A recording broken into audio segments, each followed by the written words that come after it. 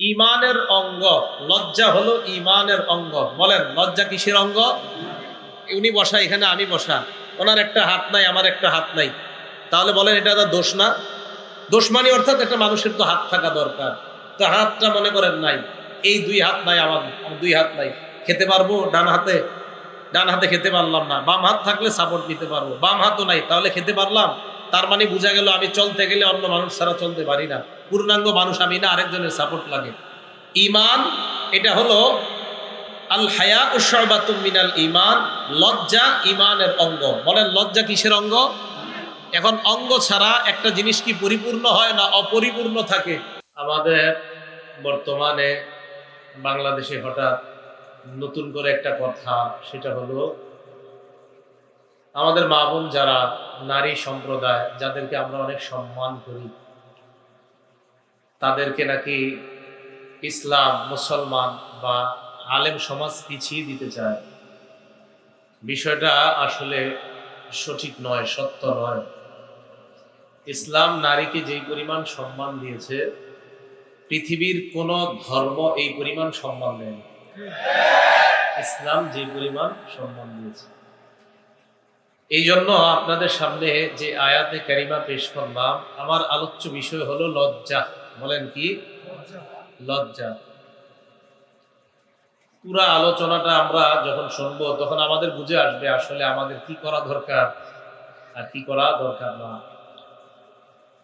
সূরা আরাফের 22 নম্বর আয়াতে আল্লাহ পাক রব্বুল আলামিন পৃথিবীর প্রথম মানুষ, প্রথম নবী, আমাদের আদি পিতা হযরত আদম আলাইহিস সালাতু ওয়াস সালাম এবং আমাদের মা হযরত হাওয়া আলাইহাস সালাতু ওয়াস সালাম, তাদের ব্যাপারে আল্লাহ আলোচনা করেছেন।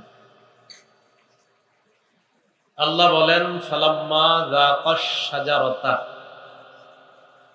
আব্বা এবং আম্মা হযরত আদম এবং হাওয়া আলাইহিমাস সালাতু ওয়াস সালাম, ওনারা দুইজন যখন গাছের ফল ভক্ষণ করলেন, বাদাত লাহুমা সাওআতুহুমা, তাদের শরীরের কাপড়গুলা শরীর থেকে আলাদা হয়ে গেছে, মানে লজ্জাস্থান প্রকাশিত হয়ে গেছে।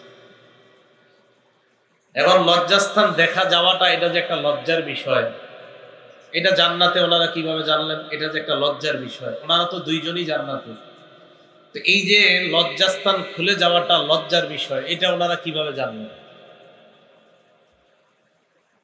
আল্লাহ পাক রব্বুল আলামিন বলেন ফাতাফিকা ইয়াখসিফানি আলাইহিমা মিন ওয়ারাকিল জান্নাহ, আদম এবং হাওয়া আলাইহিস সালাতু ওয়াস সালাম তাদের লজ্জাস্থান জান্নাতের পাতা দ্বারা ঢাকতেছিল। আচ্ছা লজ্জাস্থান ঢাকবে কেন? লজ্জাস্থান খুলে গেছে তো খুলে গেছে, ঢাকবে কেন?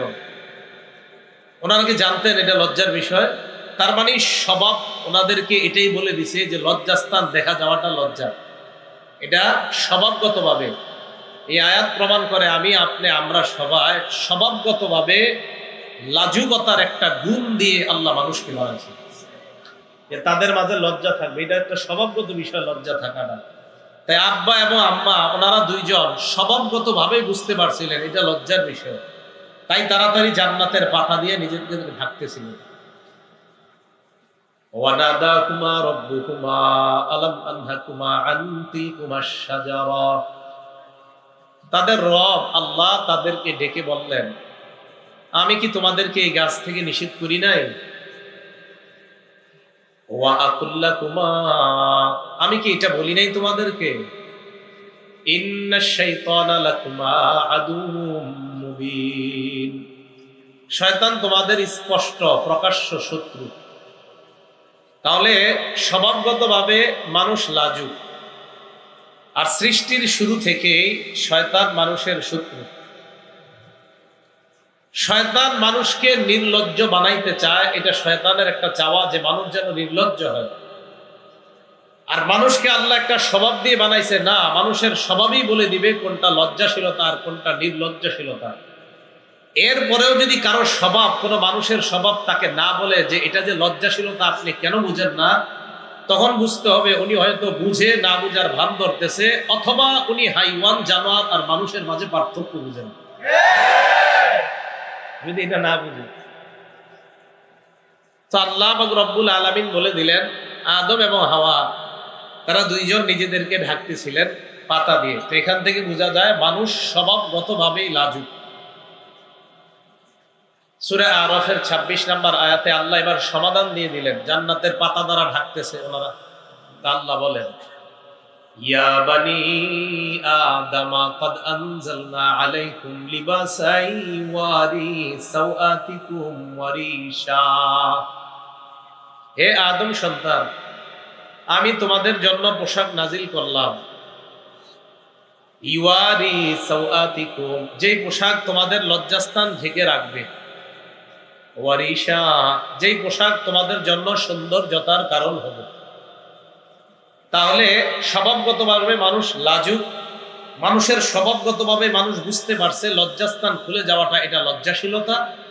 আর আল্লাহ মানুষের ওই স্বভাবগত লজ্জাশীলতা দূর করার জন্য মানুষকে ওই লজ্জাশীল, যেই কারণে মানুষ লাজুক হবে, যে অঙ্গগুলা ঢেকে রাখতে হয় লজ্জাশীলতার গুণে গুণান্বিত হওয়ার জন্য, এই লজ্জাশীলতার পোশাক হিসাবে আল্লাহ মানুষের এই শরীর ঢাকার জন্য আর সৌন্দর্যতার জন্য আল্লাহ পোশাক নাজিল করলেন, পোশাক দিলেন আমাদেরকে। আজকে আমরা পোশাক পরে বসে আছি। তাহলে এক নাম্বার বিষয় আমরা জানলাম, মানুষ স্বভাবগতভাবেই লাজুক। ২ নাম্বার, ঈমানের সৌন্দর্য লজ্জাশীলতা। ঈমানের পোশাক তাকওয়া। ২টা শব্দ বললাম, বলেন ঈমানের পোশাক কি? তাকওয়া। আর ঈমানের সৌন্দর্য লজ্জাশীলতা। ওয়াহাব ইবনে মুনাব্বিহ রাহমাতুল্লাহি আলাইহি বলেন, আল ঈমানু উরিয়ান লিবাসুহু আত-তাকওয়া ওয়া জিনাতুহু আল হায়া। ওয়াহাব ইবনে মুনাব্বিহ রাহমাতুল্লাহি আলাইহি বলেন, ঈমান খোলা একটা জিনিস, এই খোলা জিনিসটার পোশাক হলো তাকওয়া। ঈমান খোলা জিনিস, এটাকে তাকওয়ার পোশাক পরাতে হবে। তো পোশাক পরাইলে হয় না। একটা মেয়েকে পোশাক পরায়া আমরা তাকে নতুন দুলার সামনে দেখাইতে নিয়ে যাই না, তাকে আমরা সাজাই। সাজানোর পর কেউ দেখতে আসলে মেয়েটাকে আমরা বর পক্ষের সামনে উপস্থিত করি। ঈমান, এটার পোশাক হলো তাকওয়া। আর ঈমানের সৌন্দর্যতার নাম হলো লজ্জাশীলতা। তাহলে লজ্জাশীলতা, ঈমানের সৌন্দর্যতা, পোশাক হলো তাকওয়া। ৩ নাম্বার কথা, আমার আপনার আমাদের মাঝে যাদের যত বেশি লজ্জা, তাদের দোষ তত বেশি আল্লাহ মানুষের চোখ থেকে আড়াল করে রাখবে। অতীত যুগের সালফে সালিহিনদের উলামায়ে কেরাম তাদের বক্তব্য হলো, মান কাসাহুল হায়া সাওবা লাম ইয়ারান নাস আইবা। কোন ব্যক্তি যদি লজ্জাশীলতার পোশাক পরে নেয়, লাম ইয়ারান নাস আইবা, মানুষ তার দোষ ত্রুটি দেখতে পায় না, মানুষ তার দোষ ত্রুটি গুলা বেশি খুঁজে পায় না। কারণ লজ্জা থাকলে মানুষ দোষ করতেও ভয় পাবে, যে আমি অপরাধ করলে মানুষ জানবে, মানুষ আমাকে খারাপ বলবে। তাই লজ্জাশীলতার গুণ যার মধ্যে আছে, তার দোষগুলাও মানুষের থেকে ঢেকে থাকবে। ৪ নাম্বার, এই কথাটা মুখস্থ করবেন, সকল ধর্মের একটা স্বতন্ত্র বৈশিষ্ট্য আছে।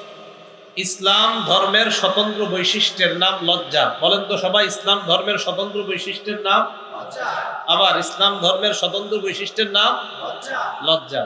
এখন কোনো ব্যক্তি যদি দাবি করে আমি মুসলমান, আমি কোরআন রিসার্চ কম করি না হুজুরদের চাইতে, আমি হাদিস রিসার্চ কম করি না হুজুরদের চাইতে, আমি ২৪ ঘন্টার মধ্যে 18 ঘন্টায় কোরআন হাদিস রিসার্চ করি, এই মৌলবীরা বুঝে কি? তো এই বুঝার পরে যদি উনি বলে যে মৌলবীরা বলে যে নারীরা পোশাক ছাড়া বাইরে বের হওয়াটা এটাকে নাকি অন্যায় বলে হুজুররা, উনি বুঝাইতে চায় পোশাক ছাড়া অর্ধালঙ্গ হয়ে একটা নারী রাস্তায় চলাফেরা করাটা, এটা উনি কোরআন সুন্নাহ রিসার্চ করে বুঝছে। এই বুঝে যদি কোনো মানুষ বুঝে আর মুসলমান দাবি করে, তো তাকে স্পষ্ট বলে দেওয়া, আপনি মুসলমান ঠিক, কিন্তু ইসলামের স্বতন্ত্র একটা বৈশিষ্ট্য আসে লজ্জা, ওই লজ্জা নামক স্বতন্ত্র বৈশিষ্ট্য আপনার মধ্যে নেই। দলিল ইবনে মাজা কিতাবের নাম, হাদিস নাম্বার 4181 নাম্বার হাদিস। এই হাদিসের বর্ণনাকারী আনাস রাদিয়াল্লাহু তাআলা আনহু, আন আনাস ইবনে মালিক রাদিয়াল্লাহু তাআলা আনহু قال قال رسول الله صلى الله عليه وسلم إن لكل دين خلقا وخلق الإسلام الحياء। নবীজি বলেন, প্রত্যেকটা ধর্মের একটা স্বতন্ত্র বৈশিষ্ট্য আছে। ইসলাম ধর্মের স্বতন্ত্র বৈশিষ্ট্যের নাম হলো লজ্জা। ইসলাম ধর্মের স্বতন্ত্র বৈশিষ্ট্যের নাম লজ্জা। 5 নাম্বার, ইমানের অঙ্গ। লজ্জা হলো ইমানের অঙ্গ। বলেন লজ্জা কিসের অঙ্গ? উনি বসা, এখানে আমি বসা, ওনার একটা হাত নাই, আমার একটা হাত নাই, তাহলে বলেন এটা তো দোষ না? দোষ মানে অর্থাৎ একটা মানুষের তো হাত থাকা দরকার, তো হাতটা মনে করেন নাই, এই 2 হাত নাই, আমার 2 হাত নাই, খেতে পারবো ডান হাতে? ডান হাতে খেতে পারলাম না, বাম হাত থাকলে সাপোর্ট নিতে পারবো, বাম হাতও নাই, তাহলে খেতে পারলাম? তার মানে বোঝা গেল আমি চলতে গেলে অন্য মানুষ ছাড়া চলতে পারি না, পূর্ণাঙ্গ মানুষ আমি না, আরেকজনের সাপোর্ট লাগে। ইমান এটা হলো আল হায়া উশআবাতুম মিনাল ঈমান, লজ্জা ঈমানের অঙ্গ। বলেন লজ্জা কিসের অঙ্গ? এখন অঙ্গ ছাড়া একটা জিনিস কি পরিপূর্ণ হয় না অপরিপূর্ণ থাকে? মুসলিম শরীফ হাদিস নাম্বার 59 নাম্বার হাদিস, যারা মোবাইলে অ্যাপস চালান সেই হাদিসের সিরিয়াল অনুযায়ী, আর আমাদের মাদ্রাসার পাঠ্যপুস্তক অনুযায়ী 35 নাম্বার হাদিস মুসলিম শরীফের। এই হাদিসের বর্ণনাকারী আবু হুরায়রা রাদিয়াল্লাহু তাআলা আনহু, عن أبي هريرة رضي الله تعالى عنه قال قال رسول الله صلى الله عليه وسلم الإيمان بضع وسبعون أو بضع وستون شعبة। নবীজি বলেন ঈমানের 70টা অথবা 60টা শাখা। فأفضلها قول لا إله إلا الله, সর্বশ্রেষ্ঠ শাখা হলো লা ইলাহা ইল্লাল্লাহ। ওয়াদনাহা ইমাতাতুল আযা আনিত তরিক, সর্বনিম্ন শাখা হলো রাস্তা থেকে কষ্টদায়ক বস্তু সরায় দেওয়া।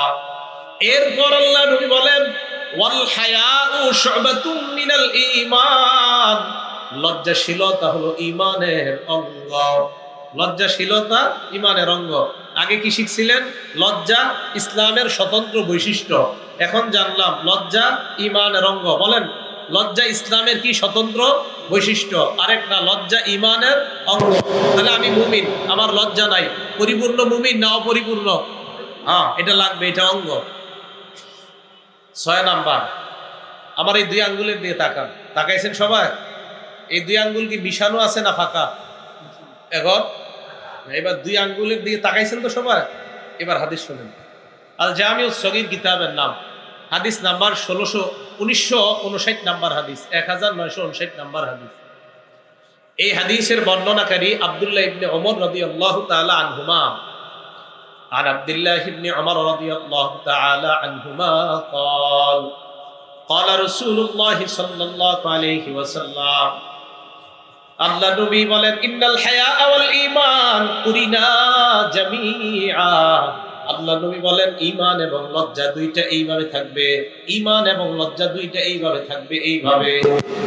ইন্নাল হায়া ওয়াল ঈমান কুরিনা জামিআ, নবীজি বলেন ঈমান এবং লজ্জা দুইটা এইভাবে মিশানো থাকবে। ফাইদা রুফিআ আহাদুহুমা, ঈমান এবং লজ্জার একটা যদি উঠে যায়, রুফিআল আখার, আরেকটা অটোমেটিক উঠে যায়। ঈমান আর লজ্জা এভাবে থাকবে। লজ্জা কমতেছে, ঈমান কমতেছে, লজ্জা কমতেছে, ঈমান কমতেছে, লজ্জা কমে, ঈমান কমে। লজ্জা আর ঈমান একসাথে থাকবে, একটা কমবে তো আরেকটা কমবে। তো যারা বলে যে আমি কোরআন রিসার্চ করি, হাদিস রিসার্চ করি, কিন্তু উনি লজ্জাশীলতা বুঝে না, তো তাকে জানিয়ে দেওয়া দরকার আপনি এত কিছু রিসার্চ করার পরেও আপনার ঈমান দিন দিন কমতেছে, কারণ আপনার লজ্জা এত কমতেছে, এক পর্যায়ে আমরা আশঙ্কা করি আপনার না জানি ঈমান চলে যায়। তাহলে বলেন তো লজ্জা আর ঈমান আলাদা থাকবে না একসাথে? কমবে একটা, আরেকটা কমবে। 7 নাম্বার, লাজুক ব্যক্তি জান্নাতে যাবে। সুবহানাল্লাহ। লাজুক ব্যক্তি কোথায় যাবে? জান্নাতে যাবে। আবু হুরায়রা রাদিয়াল্লাহু তাআলা আনহুর বর্ণনা, তিরমিজি শরীফের হাদিস। এবার আমার 3 আঙ্গুল দিকে তাকান। এই আঙ্গুলের নাম জান্নাত। এই দেখেন, এই যে জান্নাত, এই দেখেন জান্নাত, ঈমান, লজ্জা। বলেন কয় আঙ্গুল? এই জান্নাত, ঈমান, লজ্জা। عن أبي هريرة رضي الله تعالى عنه قال قال رسول الله صلى الله عليه وسلم, আবু হুরায়রা রাদিয়াল্লাহু তাআলা আনহুর বর্ণনা, আল্লাহ নবী বলেন আল হায়াউ মিনাল ঈমান, লজ্জা হলো ঈমানের অংশ। ওয়াল ঈমানু ফিল জান্নাহ, ঈমানের ঠিকানা হলো জান্নাত। লজ্জা থাকবে তো ঈমানের পাওয়ার বাড়বে, ঈমানের পাওয়ার যত বেশি তত তাড়াতাড়ি আল্লাহর জান্নাতের মেহমান। হায়া, লজ্জা, লজ্জা বাড়বে, ইমানের পাওয়ার বাড়বে। ইমানের পাওয়ার যত হবে, আল ঈমানু ফিল জান্নাহ, তত তাড়াতাড়ি জান্নাতে যাবে। 7 নাম্বার গেল। 8 নাম্বার, যে ব্যক্তি লাজুক তাকে আল্লাহ ভালোবাসে। লাজুক ব্যক্তিকে কে ভালোবাসে? আল জামিউস সগীর 1662 নাম্বার হাদিস, 1662 1662 নাম্বার হাদিস, 1662। عن أبي هريرة رضي الله تعالى عنه قال قال رسول الله صلى الله عليه وسلم আবু হুরায়রা রাদিয়াল্লাহু তাআলা আনহুর বর্ণনা, আল্লাহ নবী বলেন, ইন্নাল্লাহা ইযা আনআমা আলা আবদিন নি'মাতান ইউহিব্বু আইয়ারা আথারান নি'মাতি আলাইহি। আল্লাহ যখন কোন বান্দাকে কোন নিয়ামত দান করে, আল্লাহ চায় বান্দা ওই নিয়ামতটা যেন তার প্রকাশ পায়। আল্লাহ কোন বান্দাকে নিয়ামত দান করলেন, বান্দার এই নিয়ামতটা প্রকাশ পাওয়া এটা আল্লাহ চায়। আপনাদের এলাকার কোন ব্যক্তিকে কোটি টাকা দান করলেন, আল্লাহ চায় তার এই টাকাটা ভালো জায়গায় প্রকাশ পাক, এটা আল্লাহ চায়। এটা ভালো জায়গায় লাগুক, এটা আল্লাহ চায়। উনি যদি ইখলাসের সাথে 1 লাখ টাকা দান করে, আল্লাহ চায় যে এটা প্রকাশ পাক, আমি তাই তোমাকে টাকা দিচ্ছি। তাহলে আল্লাহ কোন বান্দাকে নিয়ামত দান করলে আল্লাহ পছন্দ করেন তার এই নিয়ামতটা যেন প্রকাশ পায়। ওয়ায়াকরাহুল বুসা ওয়াত্তাবাউসা, অভাব অনটন প্রকাশ করাটা আল্লাহ অপছন্দ করেন। এরপর নবী বলেন ওয়ায়ুকিদুসা ইলাল মুলহিফা, নাছুর বান্দা হয়ে যারা ভিক্ষা করে তাদেরকে আল্লাহ ঘৃণা করে। নাছুর বান্দা দিতে হবে, না দিয়ে কই যাবেন? নাছুর বান্দা হয়ে যারা ভিক্ষা করে তাদেরকে আল্লাহ ঘৃণা করে। ওয়ায়ুহিব্বুল হাইয়াল আফিফাল মুতাআফফিফা, আর অনেক মানুষ আছে অভাব অনটনের মধ্যে কাটায়, এরপরেও কাউকে বলে না, লজ্জা থাকার কারণে কারো কাছে প্রকাশ করে না। এর কারণ হলো তার লজ্জা। আল্লাহ নবী কয় এই লাজুক মানুষটাকে আল্লাহ ভালোবাসেন। লাজুক ব্যক্তি তাকে আল্লাহ ভালোবাসেন। বাকি আপনাদের দরকার এই লজ্জার কারণে যারা চাইতে পারে না, খুঁজে খুঁজে তাদেরকে যাকাতের টাকা দেওয়া। এগুলো 8 নাম্বার। তাহলে লাজুককে আল্লাহ ভালোবাসে। 9 নাম্বার, আপনাদের সবার ঘরে ঘরে কল্যাণ চান কারা? সবাই কল্যাণ চান ঘরে ঘরে? স্বামী স্ত্রী ছেলে মেয়ে ঘরের সবাই যদি লাজুক হয়, ওই ঘরে আল্লাহ কল্যাণ দিয়া ভরে দিবে। সহিহ বুখারী হাদিস নাম্বার 6117 নাম্বার হাদিস। এই হাদিসের বর্ণনাকারী ইমরান ইবনে হুসাইন রাদিয়াল্লাহু তাআলা عن عمران بن حسين رضي الله تعالى عنه قال قال رسول الله صلى الله عليه وسلم। ইমরান ইবনে হুসাইনের বর্ণনা, আল্লাহ নবী বলেন, আল হায়াউ লা ইয়াতি ইল্লা বিখাইর, যেই ঘরের মানুষগুলা যত বেশি লাজুক, যত বেশি লজ্জাশীল, ওই লজ্জা লা ইয়াতি ইল্লা বিখাইর, লজ্জা কল্যাণ আর কল্যাণ বয়ে আনে। লজ্জার কাজ হলো শুধু কল্যাণ আনা। আপনি লাজুক, আপনার বিবি লাজুক, আপনার কন্যা লাজুক, আপনাদের ঘরের সবাই খুব লজ্জাশীলতার গুণে গুণান্বিত। নবী কয় লজ্জাশীলতা ঘরের মধ্যে ভরপুর রহমত আর বরকত টেনে নিয়ে আসে। 9 নাম্বার। 10 নাম্বার, যার লজ্জা নাই সে যা মন চায় তা করে।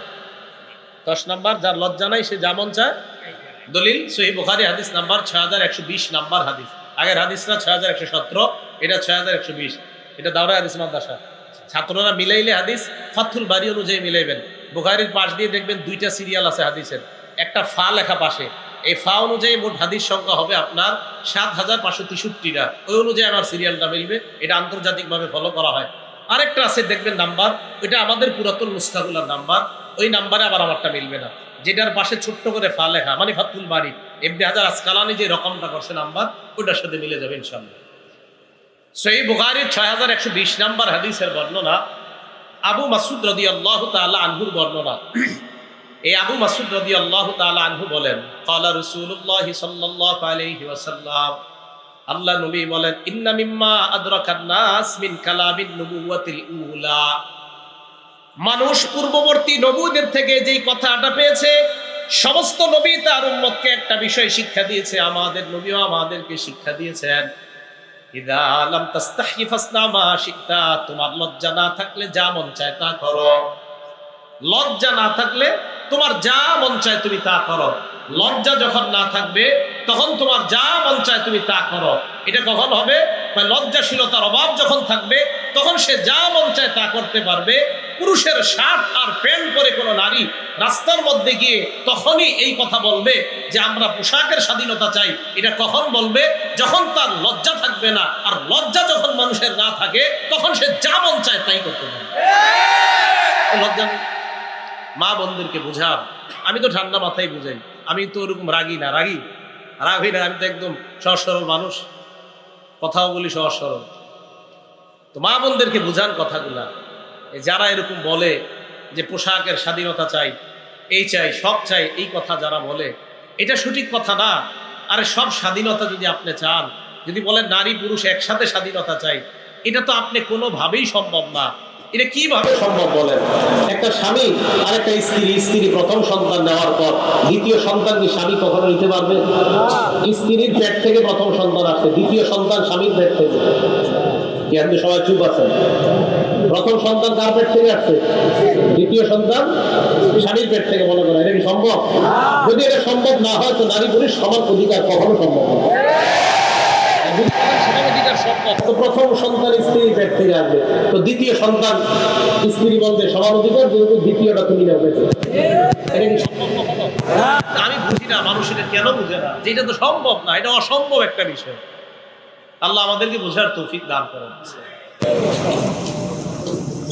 11 নাম্বার, বাংলাদেশ স্বাধীন হয়েছে কয় সালে? 1971। 11 নম্বর যে হাদিসটা শোনা ওইটা তিরমিজি শরীফের 1974 নম্বর হাদিস, যাতে মনে রাখেন আপনি। বাংলাদেশ স্বাধীন হয়েছে 1971, আর যে হাদিসটা শোনা ওইটা 1974 তিরমিজি শরীফের। এই হাদিসের মধ্যে আছে, এটা মানে আপনারা মনে রাখার জন্য আর কি, যাতে সবাই বলতে পারেন। এই হাদিসের মধ্যে আছে আনাস রাদিয়াল্লাহু তাআলা আনহু বর্ণনা, قال رسول الله صلى الله عليه وسلم, নবীজি বলেন, মা কানাল ফাহশু ফি শাইইন ইল্লা শানা, যে জিনিসের মধ্যে নির্লজ্জতা বেশি, যে জিনিসের মধ্যে নির্লজ্জতা বেশি ওই জিনিসের কদর্যতা ময়লা বাড়তি থাকে নির্লজ্জতা বেশি হওয়ার কারণে। ওয়া মা কানাল হায়াউ ফি শাইইন ইল্লা জানা, যে জিনিসের মধ্যে লজ্জাশীলতা বেশি ওই জিনিসের মধ্যে সৌন্দর্যতা বাড়াতেই থাকে। আল্লাহ সৌন্দর্যতা বাড়ায় দেয়। একটা নারী পর্দার মধ্যে থাকে, তার সৌন্দর্যতা মান মর্যাদা আল্লাহ বাড়ায় দেয়। বলেন তো, দুনিয়ার মধ্যে এমন অনেক জিনিস আছে যা আমরা দেখি না। দোকানের মধ্যে যাওয়ার পর স্যাম্পল দেখার পর এটা পছন্দ হয়েছে, গোডাউন থেকে একটা দেন, এটা বলেন তো না কেন? এটা নিয়ে সমস্যা কি? যেটা দোকানের সামনে ঝুলানো দেখছেন এটা নিলে সমস্যা কি? আপনি নিজেই পছন্দ করতেন, কোনটা নিবেন? যেটা ঢেকে রাখা হয়, বাংলাটা বলবেন, কোনটা নিবেন? যেটা খোলা দেখে এটা নিবেন না, পছন্দ দেখেই করছেন। আর মানে খোলা জিনিস পছন্দ হইলে এটা আসল পছন্দ না, ঢেকে রাখা হয় যেটা ওটাই আসল জিনিস, ওটাই আসল পছন্দ। যা বুঝার বুঝবে। তাহলে যেটা ঢেকে রাখা হয় এটাই পছন্দনীয় জিনিস। এখন আসেন, তাহলে আমাদের মা বোনরা আমাদের কাছে সবচেয়ে শ্রদ্ধা, তাই আমরা আমাদের এই দামি মা বোনদেরকে ঢুকে রাখি। বলেন তো, আমরা কাকে দেখি না কিন্তু বিশ্বাস করি? বলেন, আল্লাহকে দেখি, বিশ্বাস করি না কেন? বলেন তো, আল্লাহ সবচেয়ে দামি। অনেক দামি জিনিস গোপন থাকে, দামি জিনিস আল্লাহ দামি তাই গোপন। হ্যাঁ, প্রয়োজনে আল্লাহকে দেখবো জান্নাতে। মা বোনরা দামি তাই গোপন, হ্যাঁ প্রয়োজনে স্বামী দেখবো। কথা আর কবে বুঝতে হবে? সবচেয়ে দামি আল্লাহ, তাই তো এখনো বুঝি না। কারণ দামি জিনিস এটা খুব দামি হয়, এটা দেখতেও কষ্ট হয়, এই জন্য তো জান্নাতে গিয়ে দেখবো। মা বোনরা যারা পর্দায় থাকে, এটা দামি জিনিস, তাই এখানে দেখতে অনেক নিয়ম শৃঙ্খলা করে হুজুরের ভাষায় গিয়ে প্রস্তাব দিতে হয়। অন্যথায় যদি খোলামেলা থাকে, এটা নিয়ম শৃঙ্খলা করতে হয় না, চা দোকানের সামনে বুঝে পছন্দ করলে হয়। দামি জিনিস গোপন থাকে, এগুলা মানুষ কেন বুঝে না? আমি বুঝি না। দামি জিনিস গোপন থাকে, আল্লাহ বোঝার তৌফিক দান করেন। তাহলে মা কানাল হায়াউ ফি শাইইন ইল্লা জানা, যে জিনিসের মধ্যে লজ্জাশীলতা বেশি তার সৌন্দর্যতা বাড়ায় দেয় কে? আল্লাহ। আল্লাহ আমাদের মা বোনদেরকে সকলকে বুঝার তৌফিক দান করেন। আমার যে বোনেরা বলছে পোশাকের স্বাধীনতা চাই, তারাও না বুঝে বলছে, তাদেরকে আল্লাহ বুঝার তৌফিক দান করেন। এবার আসেন, লজ্জা 4 প্রকার। বলেন তো সবাই, লজ্জা কয় প্রকার? 4 প্রকার। 1 নাম্বার, আল হায়াউ মিনাল্লাহ, আল্লাহকে লজ্জা পাওয়া। এটা মুখস্থ করতে হবে। আলেম ছাড়া অন্যরা, আলেমরা বুঝবে, ওনারা মুখস্থ রাখতে পারবে। অন্যরা আমার সাথে বলবেন, এক নাম্বার আল্লাহকে লজ্জা পাওয়া। বলেন লজ্জা কয় প্রকার? এক নাম্বার কাকে লজ্জা পাওয়া? দুই নাম্বার ফেরেশতাদেরকে লজ্জা পাওয়া। কাদেরকে? তিন নাম্বার মানুষকে লজ্জা পাওয়া। কাকে? চার নাম্বার নিজেকে লজ্জা পাওয়া। এবার আমি বলবো, আপনারা শুধু ওগুলো বলবেন। এক নাম্বার কাকে?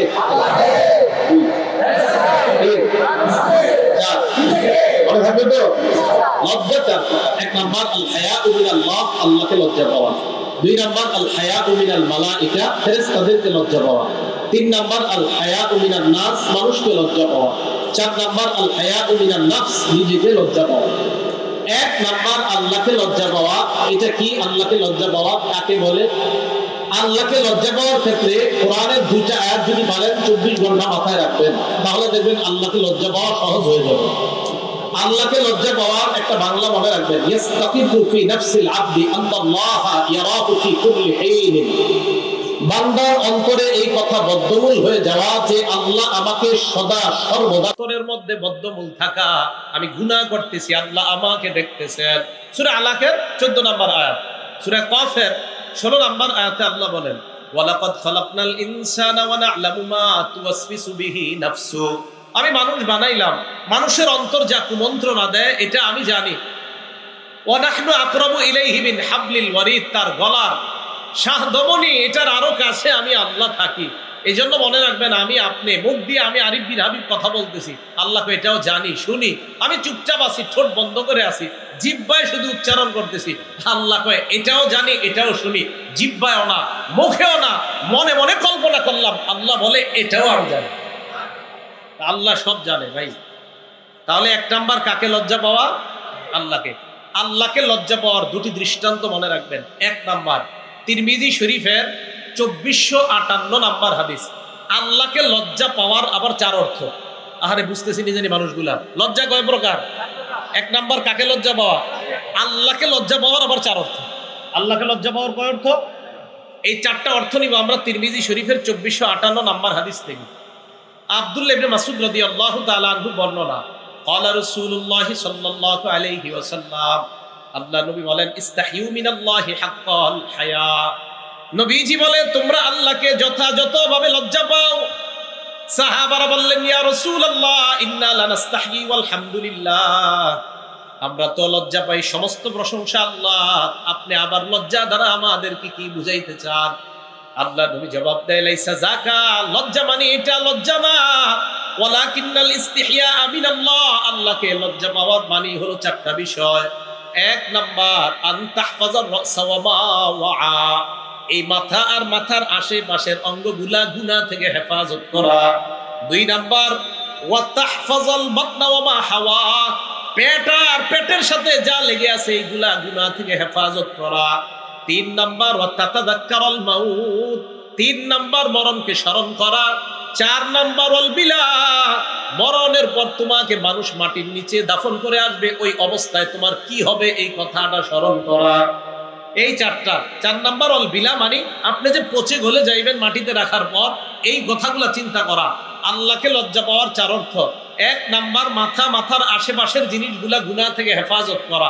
দুই নাম্বার পেট, পেটের আশেপাশের সব অঙ্গ প্রত্যঙ্গ গুনাহ থেকে হেফাজত করা। তিন নাম্বার মরণকে বেশি বেশি স্মরণ করা। চার নাম্বার আপনি যে মরে যাইবেন এরপর পচে যাইবেন এই বিষয়টা স্মরণ করা। বলেন তো এক নাম্বার কিসেরকে হেফাজত করা? মাথা, মাথার আশেপাশে যা কি আছে দেখেন তো, চোখ কি আছে? চোখ। এই চোখ দিয়ে গুনাহ করা যাবে না। মনে রাখবেন চোখ হলো গুনাহের বর্ডার। এই চোখ দিয়ে গুনাহ আমাদের শরীরে ঢুকে, এই জন্য এই বর্ডারকে হেফাজত করা। কলব হলো আপনার এই দেহ নামক অঙ্গরাজ্যগুলার রাজধানীর নাম কলব। হাত এক একটা অঙ্গরাজ্য, পা একটা অঙ্গরাজ্য। এই অঙ্গরাজ্যগুলো আপনি পরিচালনা করেন যেখান থেকে, এটা হলো কলব নামক রাজধানী। এই কলব নামক রাজধানীকে যদি হেফাজত রাখতে চান, আমাদের ঢাকার রাজধানী হেফাজত রাখার জন্য আমাদের বাংলাদেশের বর্ডার গার্ড মজবুত হতে হয়। এই জন্য আপনার কলব নামক রাজধানীকে হেফাজত করতে হলে এই চোখ নামক বর্ডার যত মজবুত হবে, কলব তত মজবুত থাকবে। আর এই মজবুত কলব নামক রাজধানী যত মজবুত হবে, তত দ্রুত আল্লাহর জান্নাত হবে। গুনাহ চোখ দিয়ে ঢুকতে দেওয়া যাবে না, তাহলে কলবের ক্ষতি হয়ে যাবে। এই জন্য চোখ গুনাহ থেকে হেফাজত করা। মেধা যদি শার্প রাখতে চান, চোখের গুনাহ করা যাবে না, মেধা ভালো থাকবে। ছাত্র ভাই যারা, এত চোখের গুনাহ করার প্রশ্নই আসে না ছাত্র ভাইদের। চোখের গুনাহ করলে মেধা নষ্ট হয়ে যাবে। আল্লাহ আমাদের সকলকে গুনাহ থেকে বেঁচে থাকার তৌফিক দান করেন। সহিহ বুখারী হাদিস নাম্বার 2465 নাম্বার হাদিস। এই হাদিসের মধ্যে আসছে ক্বালা রাসূলুল্লাহ সাল্লাল্লাহু আলাইহি ওয়াসাল্লাম, আল্লাহ নবী বলেন, ইয়াকুমুল জুলুস আলা তুরুকাত, রাস্তাঘাটে গল্পগুজব করা থেকে তোমরা বাঁচবা, রাস্তার মধ্যে বৈঠক করা থেকে তোমরা বাঁচবা। সাহাবারা বললেন, ইয়া রাসূলুল্লাহ মা লানা বুদ্দুন ইন্নামা হিয়া মাজালিসুনা নাতাহাদ্দাসু ফিহা, রাস্তার মধ্যেই তো আমরা ধর্মীয় আলোচনা করি, রাস্তার মধ্যে বসা ছাড়া আমাদের কোনো উপায় নাই। আল্লাহ নবী বলেন, ফাইন আবাইতুম ইল্লাল মাজালিস, রাস্তায় যদি বসতেই হয় ফাআতুত তরিক হাক্কা, রাস্তার 5টা হক আদায় করবা। বলেন রাস্তার হক কয়টা? বলেন লজ্জা কয় প্রকার? ভুলে গেছে। লজ্জা কয় প্রকার? 1 নাম্বার কাকে লজ্জা পাওয়া? আল্লাহকে লজ্জা পাওয়ার কয় অর্থ? 1 নাম্বার কাকে হেফাজত করা? মাথার আশেপাশের এগুলো হেফাজত করা। মাথার আশেপাশে একটা অঙ্গের নাম কি? চোখ। এই চোখকে গুনাহ থেকে হেফাজত করা। সহিহ বুখারীর 2465 নাম্বার হাদিসে নবী বলছে রাস্তার হক কয়টা? 5টা। 1 গদ্দুল বাসর, নজর নিচের দিকে রাখা, এটা হলো 1 নাম্বার হক রাস্তার। গদ্দুল বাসর, দৃষ্টি নিচে রাখা। 2 নাম্বার ওয়াকাফুল আযা, রাস্তা থেকে কষ্টদায়ক বস্তু সরায় দেওয়া। 3 নাম্বার রদ্দুস সালাম, সালামের জবাব দেওয়া। 4 নাম্বার আমরুল বিল মারুফ, নেক কাজের আদেশ করা। রাস্তা দিয়ে যাইতেছেন, ভাই চলেন নামাজে চলেন, নেক কাজের আদেশ করা। 5 নাম্বার নাহিয়ুন আনিল মুনকার, অসৎ কাজ থেকে নিষেধ করা। একজনে সিনেমা দেখতেছে রাস্তায় দাঁড়া, এই চলো এখান থেকে চলো, অসৎ কাজ থেকে নিষেধ করা। বলেন রাস্তার হক কয়টা? 5টা। 1 নাম্বার দৃষ্টি নিচে রাখা, 2 নাম্বার কষ্টদায়ক বস্তু সরায় দেওয়া, 3 নাম্বার সালামের জবাব দেওয়া, 4 নাম্বার নেক কাজের আদেশ করা, 5 নাম্বার অসৎ কাজ থেকে নিষেধ করা। আল্লাহ রাস্তার এই 5টা আদায় করার তৌফিক দান করেন।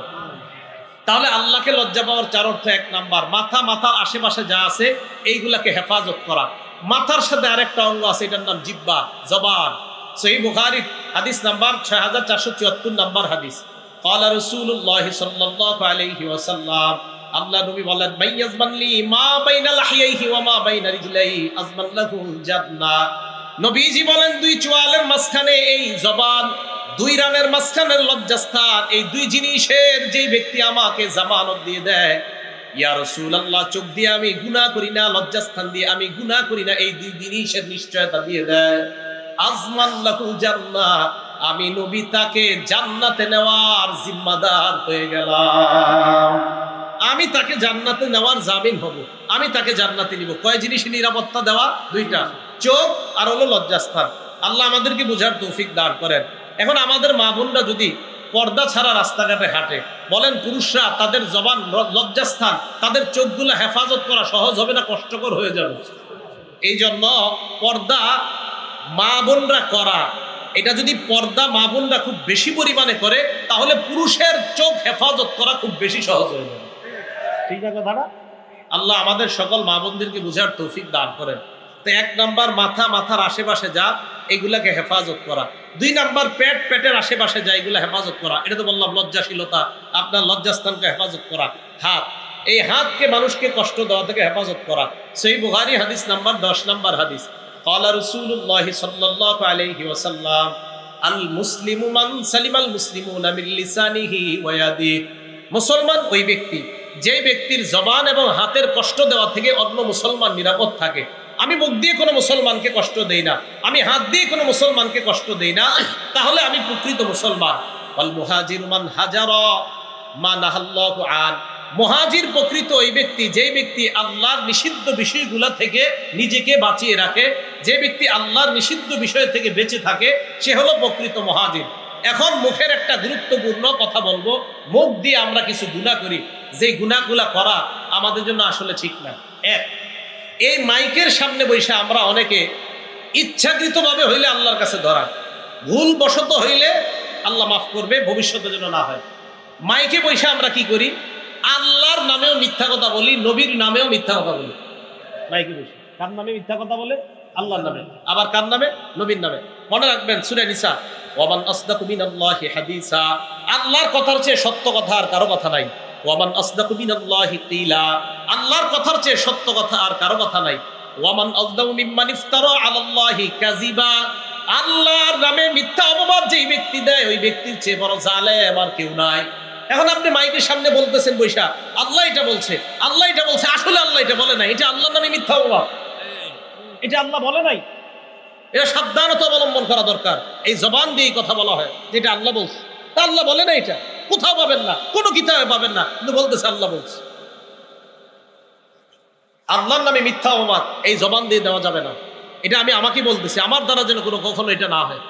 2 নাম্বার, রসুল আকরাম সাল্লাল্লাহু আলাইহি সাল্লামের নামে কোনো মিথ্যা কথা ইচ্ছাকৃতভাবে এখানে বসে বলা যাবে না। কার নামে বলেন সবাই, কার নামে? রসুল আকরাম সাল্লাল্লাহু আলাইহি সাল্লামের নামে।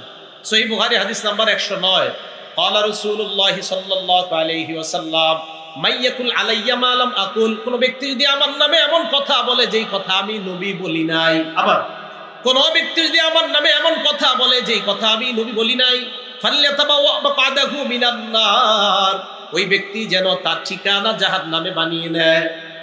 কোন ব্যক্তি আমার নামে এমন কথা বলে যা আমি নবী বলি নাই, সে যেন তার ঠিকানা জাহান্নামে বানিয়ে নেয়। তার ঠিকানা কোথায় বানিয়ে নেয়? জাহান্নামে বানিয়ে নেয়।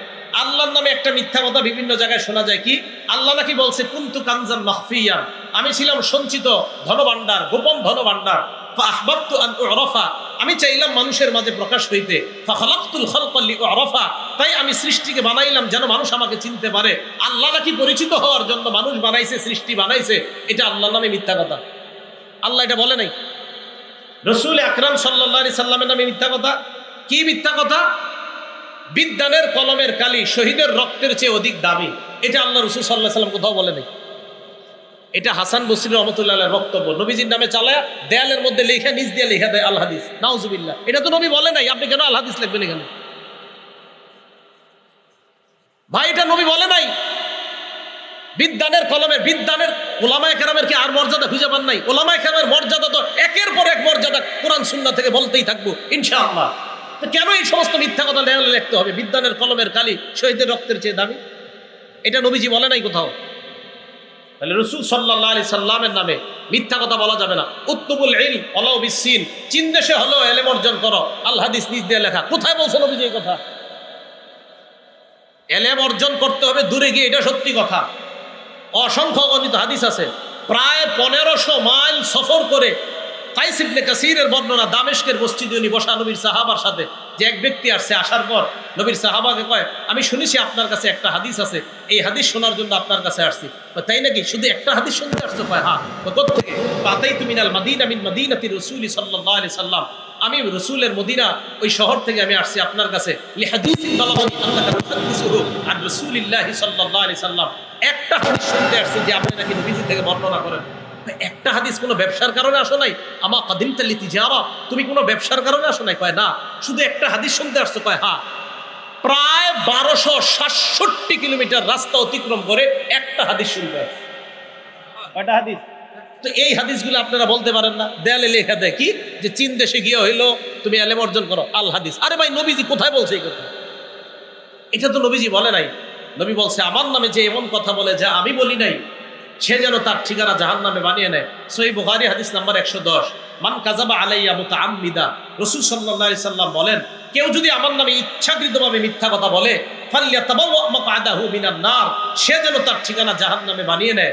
আগেরটা কি বলছে? কেউ যদি আমার নামে এমন কথা বলে যা আমি বলি নাই। এই হাদিসে বলছে কেউ যদি আমার নামে ইচ্ছাকৃতভাবে মিথ্যা কথা বলে, সে যেন জাহান্নামে তার ঠিকানা বানিয়ে নেয়। সহিহ বুখারী হাদিস নাম্বার 1291 নাম্বার হাদিস। এই হাদিসের মধ্যে রাসূল আকরাম সাল্লাল্লাহু আলাইহি সাল্লাম কি বলছে? ভাই বাংলাটা মন দিয়ে শুনেন।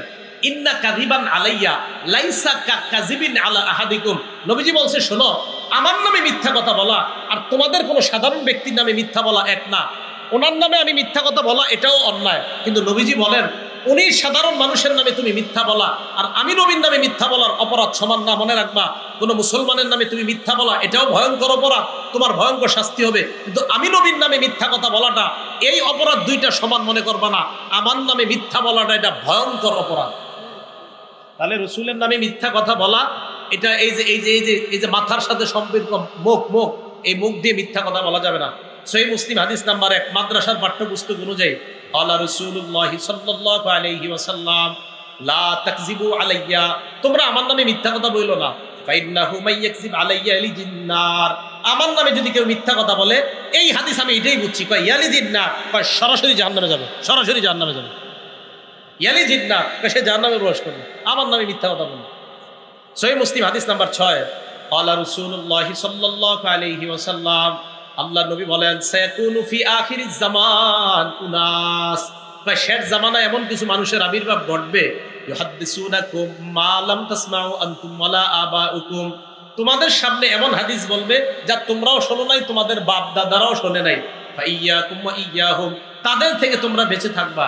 সহিহ মুসলিম হাদিস নাম্বার 7, ক্বালা রাসূলুল্লাহি সাল্লাল্লাহু আলাইহি ওয়াসাল্লাম, ইয়াকুনু ফি আখিরি উম্মতি দাজ্জালুনা কাজ্জাবুন, শেষ জামানায় আমার উম্মতের মধ্যে এমন কিছু মিথ্যাবাদী দাজ্জালের আবির্ভাব ঘটবে, ইয়াতুনাকুম মিনাল আহাদিস, যারা তোমাদের সামনে এমন হাদিস পেশ করবে, মা লাম তাসমাউ আনতুম ওয়ালা আবাউকুম, যা তোমরাও শোনো নাই, তোমাদের বাপ দাদারাও শুনে নাই।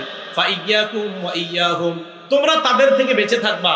লা ইউদিল্লুনাকুম ওয়ালা ইফতিনুনাকুম, তারা যেন তোমাদেরকে পথভ্রষ্ট করতে না পারে, তারা যেন তোমাদেরকে ফিতনায় না ফালায়। ভাই, আমি বুঝাইতে চাইলাম, আল্লাহকে লজ্জা পাওয়ার 1 নাম্বার অর্থ মাথা আর মাথার আশেপাশে যা আছে এইগুলা গুনাহ থেকে হেফাজত করা। এই জবান, এটা মাথার সাথে, এই আমার এই জায়গাটার সাথে সম্পৃক্ত। এই জবান দিয়ে ওনার নামে তো মিথ্যা বলাই যাবে না, আর আল্লাহ আল্লাহ রসুলের নামে মিথ্যা বলার তো কল্পনাও করা যাবে না। মাইকের সামনে বৈশা সাবধান, আল্লাহ এটা বলছে, নবী এটা বলছে। আমি যেদিন দেখবো আমি পারি না যে আল্লাহ বলছে আর নবী বলছে এই কথা বলতে, যেদিন পারি না আমি ওয়াজই করবো না। কেন? আল্লাহ আর আল্লাহ রসুল যা বলছে এতটুকু ওয়াজ কি যথেষ্ট না? আপনি ওইটা কইতে হবে, ওইটা কইতে হবে, এত কিছু কেন? হ্যাঁ, কোরআনের তো 6236টা আয়াত, রসুলের প্রায় 10 লক্ষ হাদিস থাকতে আপনার এত জায়গা থেকে ওয়াজ আনতে হবে কেন? বিসমিল্লাহ। কোরআন সুন্নাহ খুব বেশি পড়তে হবে। ছাত্র ভাই, মাদ্রাসা দাওরা হাদিস পর্যন্ত আপনাদের কাছে আমার আবদার, পড়েন, শুধু পড়েন। মনে রাখবেন, সৃষ্টির শুরু আল্লাহ বানাইছে কলম, আর ইসলামের শুরু পড়া। সৃষ্টির শুরু কি আর ইসলামের শুরু? আন্দাজি কইছি না। আবু দাউদ শরীফ হাদিস নাম্বার 4700 নম্বর হাদিস, রাসূল আকরাম সাল্লাল্লাহু আলাইহি সাল্লাম বলেন, ইন্না আউওয়ালা মা খালাকাল্লাহুল খালকা আল কলম, সর্বপ্রথম সৃষ্টি বানাইছে আল্লাহ কলম। এই যে কি বানাইছে? কলম দিয়ে কি করি আমরা? আল্লাহ কলম রে বলছে উক্তুব, লেখো। কলম কয় মা যা আক্তুবু ইয়া রব, রব আমি কি লিখবো? আল্লাহ বললেন উক্তুব মাকাদিরা কুল্লি শাইইন হাত্তা তাকুমাস সাআ, সব জিনিসের ভাগ্য তুমি কিয়ামত পর্যন্ত এই ভাগ্যগুলা কি হবে এটা লিখে দাও। তাহলে সৃষ্টির শুরু কি? কলম। এবার দেখেন ইসলামের শুরু কেমনে হয়েছে। সহিহ বুখারী হাদিস নাম্বার 3, একদম বুখারী শরীফ খুললেই নবীজি সাল্লাল্লাহু আলাইহি সাল্লাম তাহান্নুস করতে লাগলেন, রাত্রিকালীন ইবাদত করতে লাগলেন। জিবরিল আমিন নবীজির কাছে আসছে, আসার পর বললেন ইকরা ইয়া মুহাম্মদ, আগে বলছে পড়েন পড়েন হে মুহাম্মদ। তো ইসলামের নবীজির সাথে জিবরিল আমিনের কথা শুরু হয়েছে পড়া দিয়া, দুনিয়া শুরু লেখা দিয়া। জিবরিল আমিনের সাথে নবীজির কথা শুরু হয়েছে পড়া দিয়া। তো ইসলাম আর দুনিয়া গবেষণা করলে লেখাপড়া, আমাদের সবচেয়ে অভাব লেখাপড়া। ছাত্র ভাইয়েরা পড়েন, এত বেশি পড়েন, পড়তে পড়তে যদি আপনি কিছু হয়ে যান তখন বুঝেন। খুব বেশি পড়েন, মোবাইল থেকে দূরে থাকেন, খুব বেশি পড়াশোনা খুব দরকার। অবস্থা ভয়ঙ্কর, আপনাদের দ্বারা আল্লাহ ইসলাম হেফাজত করবে। যদি পড়াশোনা না করেন তাহলে অবস্থা খারাপ হবে। পড়াশোনা করতে হবে খুব বেশি। আল্লাহ আমাদেরকে বুঝার তৌফিক দান করেন। এখানে বসে মিথ্যা কথা বলা যাবে না। 1 নাম্বার আল্লাহকে লজ্জা পাওয়া, মাথার সাথে যা সম্পর্ক এইগুলাকে কোনো গুনাহ করা যাবে না। 1, 2 পেটের সাথে সম্পর্ক, গুনাহ করা যাবে না। 3 মরণকে স্মরণ করা। 4 নাম্বার মরণের পরে যে আমি পচে গলে যাব এইটাকে স্মরণ করা। আল্লাহ আমাদের সকলকে সতর্কতার সাথে যেন আমরা চলতে পারি তৌফিক দান করেন। 2 নাম্বার কারে লজ্জা পাওয়া? ফেরেশতা। 1 নাম্বার আল্লাহকে লজ্জা পাওয়া। আল্লাহকে লজ্জা পাওয়ার আরেকটা দৃষ্টান্ত দিই। অনেকে ঘরে একা একা থাকেন, দরজা বন্ধ করে থাকেন না, একা একা। তো এই জায়গায় আপনি রান খুইলা এমনি ইচ্ছাকৃতভাবে বৈশা থাকবেন, রান খুইলা, মানে লজ্জা, যেই জায়গা সতর ঢাকা ফরজ, এই সতর খুইলা এমনি বৈশা রয়েছে, কেউ কিন্তু দেখে না, দরজা লাগান। এটা ঠিক হবে কিনা আগে হাদিস শুনি, দেখি ঠিক হয় কিনা। আবু দাউদ শরীফ 4017 নম্বর হাদিস। এই হাদিসের মধ্যে আসছে নবীজির এক সাহাবা নাম বাহাস ইবনে হাকিম, উনি ওনার বাবা থেকে, ওনার দাদা থেকে হাদিস বর্ণনা করেন। কি উনি বলেন, আওরাতুনা মা নাতি মিনহা ওয়া মা নাজাত ইয়া রাসূলুল্লাহ, হুজুর আমাদের যে জিনিসগুলা ঢেকে রাখবো, কতটুকু ঢেকে রাখতে পারবো, কতটুকু আমরা ঢেকে রাখবো না। নবীজি জবাব দিলেন, ইহফাজ আওরাতাক ইল্লা মিন যাওজাতিক, তুমি তোমার বিবি ছাড়া অন্য সকলের সামনে লজ্জাস্থান ঢেকে রাখবা। লজ্জাস্থান কখনো প্রয়োজন হলে খোলা, এটা আল্লাহ খাদ দিয়ে দিছে, কোথায় লজ্জাস্থান খোলা যাবে। তো এরপর সাহাবা প্রশ্ন করে ফেলছে, দেখেন, ইদা কানা আহাদুনা খালিয়ান ইয়া রাসূলুল্লাহ, হুজুর আমাদের কেউ যদি ঘরের ভিতরে একা একা থাকে তাহলে কি সব ঢেকে রাখতে হবে? ভালো করে মন দিয়ে শুনেন, হুজুর আমাদের কেউ যখন ঘরে একা থাকি তখনও কি ঢেকে রাখতে হবে? নবীজি বললেন, আল্লাহু আহাক্কু আইয়ুস্তাহিয়া মিনহু মিনান নাস, ঘরের মধ্যে কেউ নাই, আল্লাহ তোমাকে দেখতাছে, আল্লাহকে মানুষের চাইতে বেশি লজ্জা পাওয়া দরকার। ঘরের মধ্যে কেউ দেখে না, আল্লাহ তো দেখে, তা আল্লাহকে বেশি লজ্জা পাওয়া। তাহলে 1 নাম্বার আল্লাহকে লজ্জা পাওয়া, 2 নাম্বার ফেরেশতাদেরকে লজ্জা পাওয়া। সূরা ইনফিতরের 10, 11, 12 নাম্বার আয়াত আল্লাহ বলেন, ওয়া ইন্না আলাইকুম লাহাফিজিন কিরামান কাতিবিনা ইয়ালামুনা মা তাফআলুন, তোমাদের উপর সংরক্ষণকারী ফেরেশতারা আছে, কিরামান কাতিবিন সম্মানিত লেখকগণ, ইয়ালামুনা মা তাফআলুন, তোমরা যা করো তারা জানে। তাহলে আমি আপনি দেখেন এখন থেকে আজকে থেকে এই যে এখন হেঁটে হেঁটে যাবো, আচ্ছা আমাকে আল্লাহ দেখে সর্ব অবস্থায়, আবার 2জন ফেরেশতা আমাকে দেখতেছে, তারা লিখবে, সব লিখে ফেলতেছে সম্মানিত ফেরেশতারা। তা আমি আপনি সবসময় ভাবা আল্লাহ সর্বদা দেখতেছে, আবার ফেরেশতারাও লেখার জন্য প্রস্তুত, এই কথাটা ভাবনায় আনা, তাহলে দেখবেন এটা করা আমাদের জন্য কঠিন হয়ে যাবে। এটা 2। 3 নাম্বার মানুষকে লজ্জা পাওয়া। কাকে লজ্জা পাওয়া ভাই? মানুষকে লজ্জা পাওয়া। মানুষকে লজ্জা পাওয়ার উদাহরণ কি? নাসাই শরীফের 406 নাম্বার হাদিস, মন দিয়ে শুনেন। আপনাদের এলাকায় নদী আছে? নদীতে গোসল করেনি মানুষ? মানে একদম খোলামেলা গোসল করে, খোলামেলা তাদের স্মরণে দিতে পারবে, দেয় তো দেয়। হ্যাঁ করে না গোসল? নারীরাও করে। হ্যাঁ জি করে। হ্যাঁ চিন্তা করে আমগো এলাকায় না, সমস্যা নেই, আমগো এলাকার নদীতেও করে, আপনাদের এলাকায় তো করে। আচ্ছা হয়তো আপনার এলাকা করে না, আমাদের এলাকার এদিকে নদীতে আমি দেখছি করে। ঠিক আছে, আপনাদের আল্লাহ হেফাজত করুন। তো নাসাই শরীফের 406 নাম্বার হাদিস, রাসূল আকরাম সাল্লাল্লাহু আলাইহি সাল্লাম, দেখেন আমাদের অনেক পুকুরেও খোলামেলা গোসল করে অনেক মা বোনরা, ঠিক না এটা? নবীজি সাল্লাল্লাহু আলাইহি সাল্লাম এক জায়গা দিয়ে যাইতেছে, আন্না রাসূলুল্লাহ সাল্লাল্লাহু আলাইহি ওয়াসাল্লাম রাআ রাজুলান ইয়াগতাসিলু বিল বারাজ, আল্লাহ নবী দেখলেন এক পুরুষ খোলা জায়গায় গোসল করে, নারী না পুরুষ, পুরুষকে দেখছে খোলা জায়গায় গোসল করে। ফাসাইদাল মিম্বার, আল্লাহ নবী মসজিদে গিয়ে মিম্বরে দাঁড়াইলেন, সাহাবারা অবাক, আল্লাহ নবী এই মুহূর্তে মিম্বরে কেন দাঁড়াইলেন? মিম্বরে দাঁড়ানোর পর ফাহমিদাল্লাহ ওয়া আসনা আলাইহি, আল্লাহ নবী আল্লাহর প্রশংসা করলেন, করার পর বললেন, শোনো তোমরা, ইন্নাল্লাহা হালিম, আল্লাহ ধৈর্যশীল, আল্লাহ সহনশীল, হাইয়ুন, আল্লাহ বড় লাজুক, সিত্তিরুন, আল্লাহ মানুষের দোষগুলা গোপন রাখে, আল্লাহ মানুষের দোষগুলা গোপন রাখে। শোনো একটু, তোমরা কি আল্লাহ তোমার দোষগুলা গোপন রাখে, তো তোমরা দি নিজেদেরকে গোপন রাখো না? পরে কি করে দেখেন, তোমাদের কেউ যখন গোসল করো একটু পর্দা টর্দা দিয়ে গোসল করো। পুরুষরে কইছে, নারীরে না। তাহলে নারীদেরটা কি বলবেন? একটা পুরুষকে দেখছে খোলা জায়গায় গোসল করে, তো নবীজি সাল্লাল্লাহু আলাইহি সাল্লাম বললেন, আর আরেকটা কথা, এমনিও পুরুষরা, আমরা যারা ছাত্র ভাইরা গোসল করি, একটা গামছা রাখা দরকার গোসল করার সময়, অন্য যেন আপনার শরীরের দিকে নজর না দেয়। আল্লাহ আইনু হাক্কুন আর নজর হাক্কুন, নজর কিন্তু লেগে যায়। তা আপনার উপরে হিংসুক নজর যদি লেগে যায়, আল্লাহ না করুক আপনার শরীরের উপর লেগে যাইলে দেখবেন এই যে শরীর ভাঙা শুরু হবে, হাদিস দ্বারা প্রমাণিত। হিংসার উপর আমার বয়ান আছে লম্বা, তো এই হাদিসগুলো প্রমাণিত।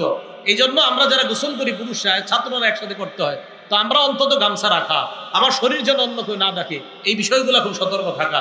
আপনারা যারা বাচ্চাদেরকে গোসল করান, বারান্দায় এদেরকে শীতকালে রৌদ্রে দাঁড় করান, খালি গায়ে দাঁড় করায় না আল্লাহর হস্তে, এই বাচ্চার উপর কারো নজর লেগে যেতে পারে। মাঠে খোলা গায়ে বাচ্চাগুলোরে ছেড়ে দিবেন না, অন্য কারো নজর লাগতে পারে। তো রাসূল আকরাম সাল্লাল্লাহু আলাইহি সাল্লাম বললেন, তোমাদের কেউ যখন গোসল করে সেজন্য একটু পর্দা দিয়ে গোসল করে। এবার আসেন, এটা গেল নাসাই শরীফের 406 নম্বর হাদিস। আরেকটা হাদিস শুনেন, আবু দাউদ শরীফের 4014 নম্বর হাদিসের বর্ণনা। এই হাদিসে একজন সাহাবা আছে, নাম জারহাদ। কি নাম বলেন তো? জারহাদ।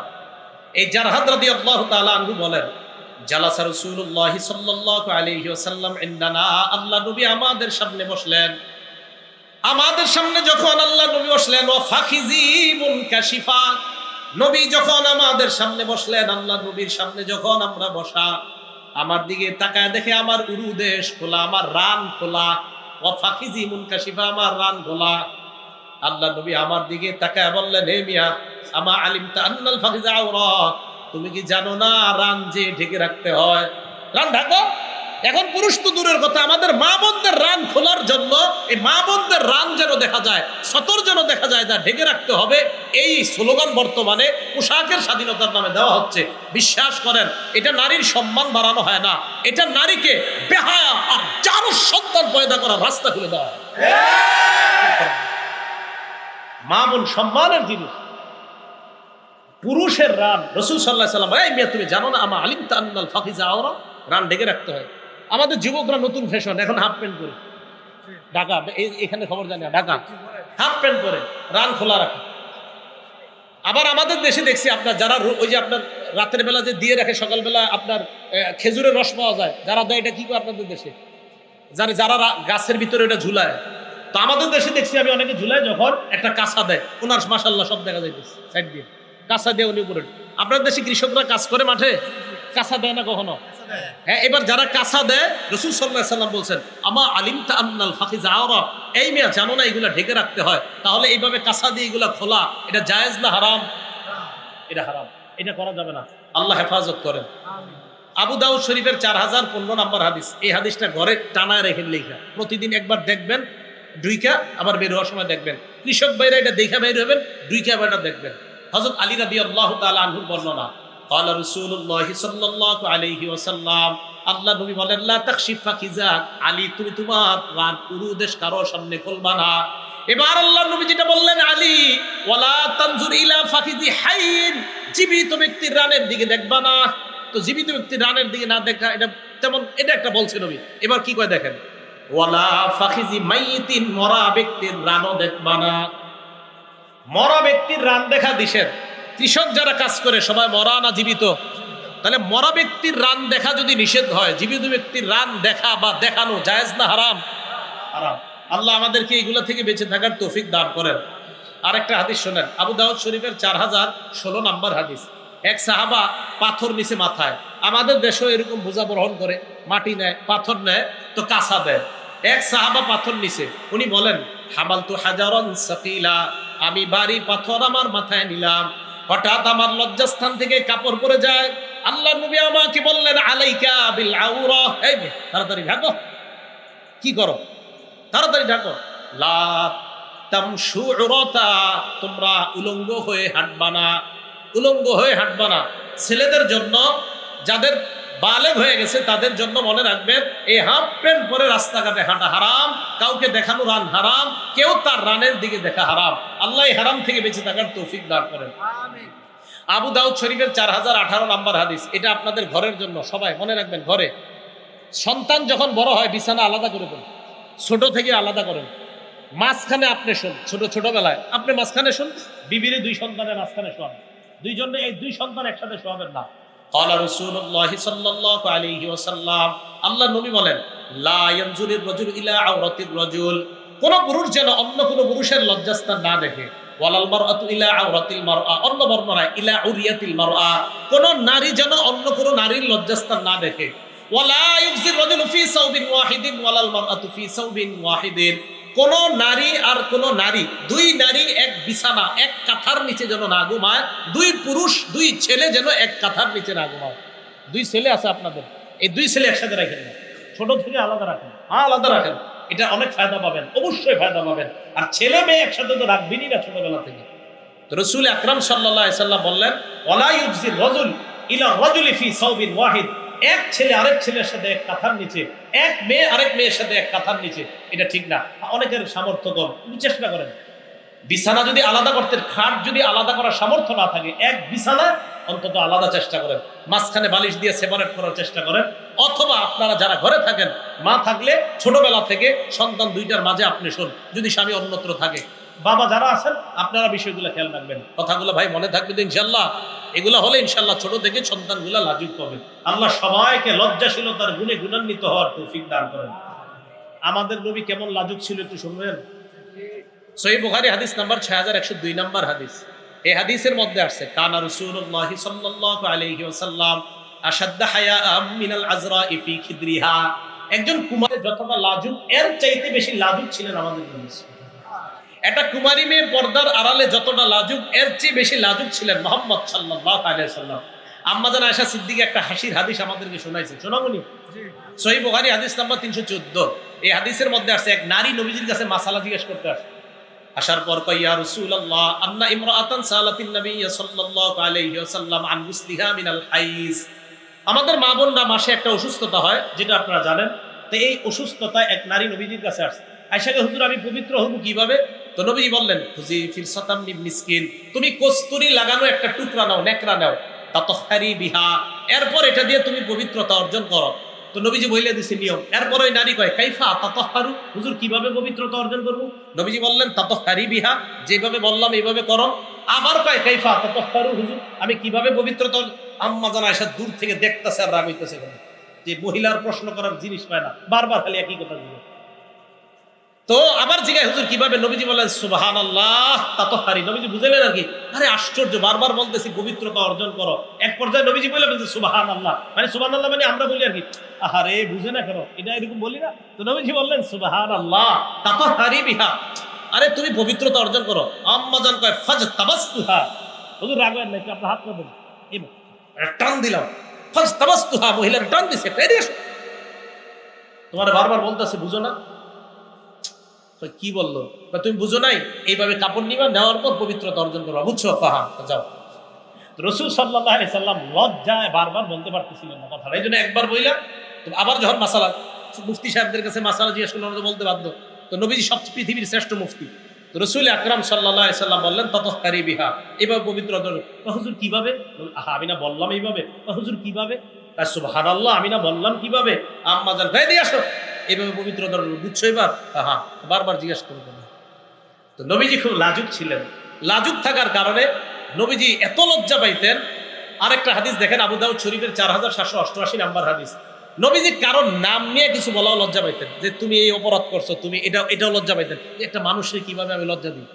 তো নবীজির কাছে অভিযোগ আসতো, ইদা বালাগাহু আনির রাজুলি আশাই, নবীজির কাছে কারো ব্যাপার অভিযোগ আসলে সবার সামনে বসতেন।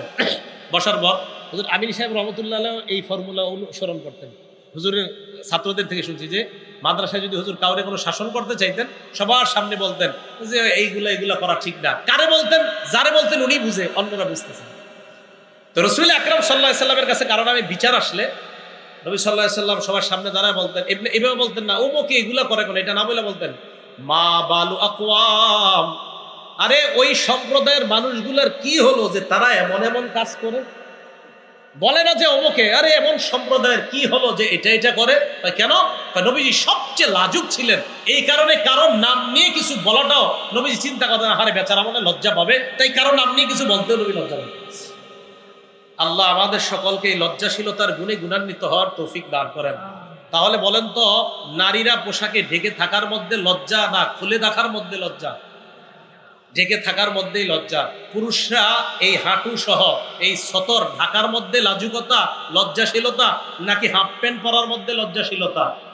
তাহলে একটা পুরুষের জন্য যেহেতু এটা জায়েজ নাই হাফ প্যান্ট পরাটা, তো কোনো নারীর জন্য তো হাফ প্যান্ট পরা জায়েজ হওয়ার প্রশ্নই আসতে পারে না। আল্লাহ পাক রব্বুল আলামিন আমাদের সকলকে লজ্জাশীলতার যেই কথাগুলো বললাম, আপনারা ঠান্ডা মাথায় অন্যদেরকে বোঝানোর চেষ্টা করবেন, কারো উপরে রেগে যাবেন না, বুঝাবেন যে আসলে এগুলা তো লজ্জাশীলতার অভাবের কারণে হয়। আল্লাহ আমাদের সকলকে কথাগুলা বুঝে শুনে আমল করার তৌফিক দান করেন। আমিন। ওয়া আখিরু দাওয়ানা আলহামদুলিল্লাহি রাব্বিল আলামিন।